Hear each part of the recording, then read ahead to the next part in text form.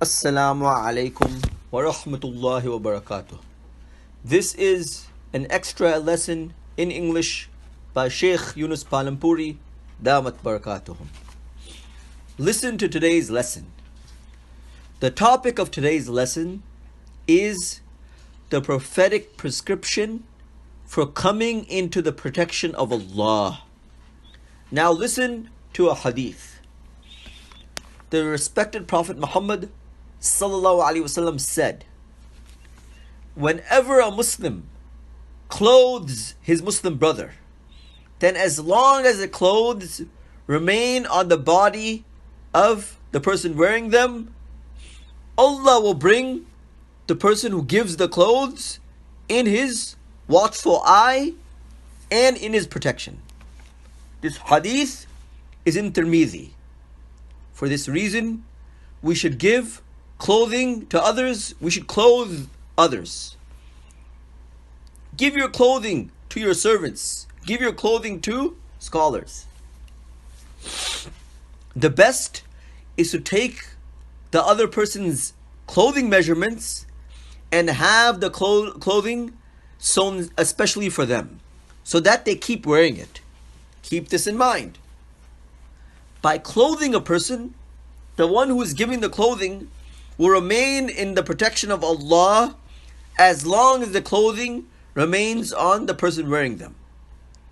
Allah Ta'ala will especially watch over the one who is giving the clothing. For this reason, it was the practice of the pious predecessors to have clothing sewn for the great scholars of their time. Imam Abu Hanifa rahimahullah had all the clothing measurements of the scholars of his time written down. So-and-so scholar wears so-and-so size, so-and-so scholar wears so-and-so size, so-and-so scholar wears so-and-so size. And immediately, clothing would reach all the scholars in the month of Ramadan or at the end of the month of Sha'ban. And this clothing would be of a good match and would be of a good quality.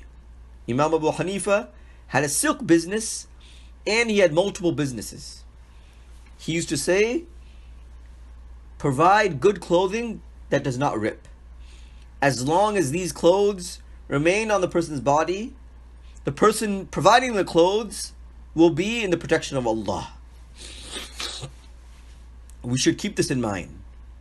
Provide your servants and your workers with good clothes according to your ability. They are in your service day and night. The respected Prophet Muhammad sallallahu alaihi wasallam said, your male slaves and your female slaves. I will explain. Today there are no male slaves and female slaves. I will explain later what is a male slave and a female slave. However, when the topic comes, I will explain it to you in more detail. The Prophet Muhammad ﷺ said, your servants are your brothers. Allah Ta'ala has put them in your service. Then whoever has been given their brother to serve them, then they should feed them from that which they eat themselves, and they should clothe them from that which they wear themselves, and they should only give them such a load of work or amount of work which they are able to carry out and handle. If the servant is not able to do the work themselves, then the person in charge should help the servant themselves. This hadith is in Bukhari and Muslim. For this reason, many people have male and female servants in their house. Treat them with goodness and keep them with goodness. They are also, and he is also the servant of Allah, and you are also the servant of Allah. She is also the servant of Allah, and you are also the servant of Allah. Allah has placed your hands over theirs. Allah subhanahu wa ta'ala has put them in your service. Keep this in mind. I have taken these details from my book, The Society of Medina, and the Community of Medina. I have given you the references for the hadith. Refer to them in those books. Now read along with me. Allah's protection from the evil of the clouds. Read the dua. Allahumma inna na'udhu bika min sharri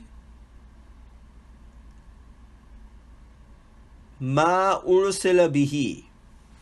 O Allah, we seek your protection from the evil with which this cloud has been sent.